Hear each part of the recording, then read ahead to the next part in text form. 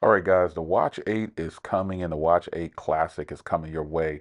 And Samsung has pretty much re-engineered this entire lineup right here with the Watch 8, making it 11% thinner. So internally, they had to move things around and get it shuffled to the right position just to get you this thinner, newer, sleeker design. The 8 and the 8 Classic are very nice, man. I got a chance to get some hands-on with them, and I really can appreciate what they're doing here. I'm actually thinking about picking up the 8 Classic and the 8. I just want to kind of get a feel on because of the two, it was hard to decide. So in the previous gens, I bought them both. But they both look and feel really, really good. And I think this is one that, again, if you're able to get your hands on them at launch, use the link in the description, and you'll be able to pick up one of these early on because I think the Watch 8 might be a winner, folks.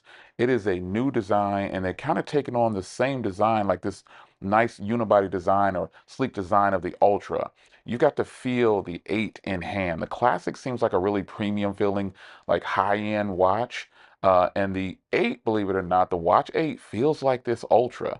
The body on it is very similar, and it's just a really sleek look. And I actually like that silver looking right that I probably would go with. But anyway, I wanted to give you a separate video on the watches, just kind of breaking it down for you and showing you this is going to be a nice watch. So don't sleep on the 8 and the 8 Classic. Yes, I have an Ultra, but that 8 and the 8 Classic are looking pretty good, especially the 8. So new design, very sleek, very thin, nice, well put together. I think this is going to be a winner amongst the masses, man. So get one of these at a discount when you get your phone.